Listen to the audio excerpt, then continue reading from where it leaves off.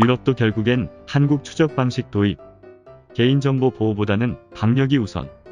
한국이 확진자 공개를 위해 가장 먼저 시작한 휴대전화 GPS 추적이 코로나19 방역 모범 사례로 뽑히며 각 나라들이 잇따라 확진자와 관련된 정보를 파악하고 있습니다. 사실 한국의 투명성은 해외에서 높은 평가를 받았음에도 불구하고 개인정보 보호 문제로 많은 나라들이 선뜻 시도하지 못했던 부분이었습니다. 그러나 이제 한국의 투명한 정보 공개가 각 나라의 태도 변화는 물론 자국민들의 인식까지 바꾸고 있다는 것을 알 수 있습니다. 지난 2월 자가 격리 조치자를 대상으로 전자팔찌 착용을 의무화한 홍콩 정부는 사생활 보호를 이유로 GPS 기능을 탑재하지 않았었습니다.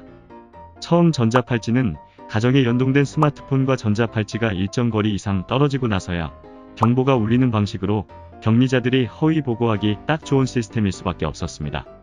격리자들의 거짓 보고가 난무하자 홍콩 정부는 코로나19에 대한 감시는 강화되어야 한다고 주장하며 지난달 19일부터 강제성을 동반한 격리자 위치 추적을 진행하고 있습니다.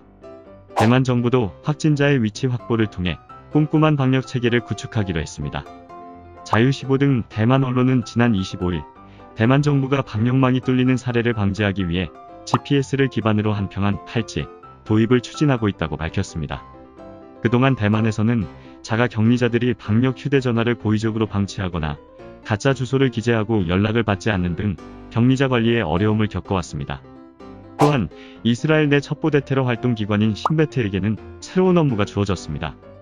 코로나19 확진자와 접촉자를 강제 격리하기 위한 사이버 감시 업무가 추가되었기 때문입니다. 베냐민 네타냐후 이스라엘 총리는 이에 앞서 신베트가 코로나19 확진자의 휴대전화에서 위치 등의 정보를 수집할 수 있도록 긴급 명령을 내렸습니다. 그는 민주주의 국가인 우리에게도 이번 방침은 불가피하다며 사이버 감시는 접촉자를 찾아내고 확진자를 막는 데 도움이 될 것이라고 말했습니다. 여기에 사생활 침해에 가장 민감한 유럽마저 스마트폰 위치 추적 방식을 활용하기로 해 주목이 되기도 했습니다.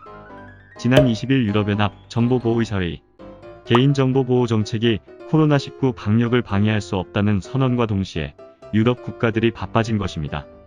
유럽 언론에 따르면 이미 영국과 독일, 이탈리아 등의 유럽 주요국들은 한정자의 동선 추적과 접촉자 신원 확인 등을 위해 스마트폰 데이터를 수집하고 있는 것으로 알려졌습니다.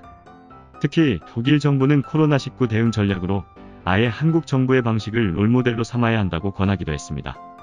지난 27일 뉴욕타임스는 독일 정부가 코로나19 대응으로 한국의 추적 방식을 검토 중이라고 보도했으며 일간지 쥐트도이체 차이퉁이 입수한 전략 보고서에도 한국식 방법을 따라야 한다는 권고안이 확인됐습니다.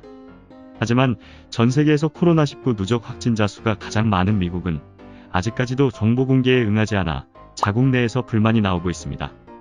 개인의료정보보호법을 방패 삼은 미국 정부가 여전히 각 도시의 확진자 수부터 원자, 동선, 접촉자 등의 정보를 알리지 않고 있기 때문입니다. 현재 미국인들은 자국 정부의 소극적 정보 공개에 분노하고 있으며 전문가들 또한 종이기록 시대에 만들어진 개인의료정보보호법은 이 시기에 의미가 없다고 꼬집었습니다. 지금은 다들 한국 정부의 코로나 대응을 칭찬하고 있지만 한국의 초기 대응 당시 일각에서는 지나치게 과한 대처가 아니냐는 지적이 나온 적도 있었습니다. 그러나 세계가 다시 한국 정부의 대응에 주목하고 있다는 사실을 돌이켜보면 결국 국민들을 지키기 위해 꿋꿋이 버텨준 한국의 대처가 가장 현명한 방법으로 꼽힐 수밖에 없을 것 같다는 생각이 듭니다.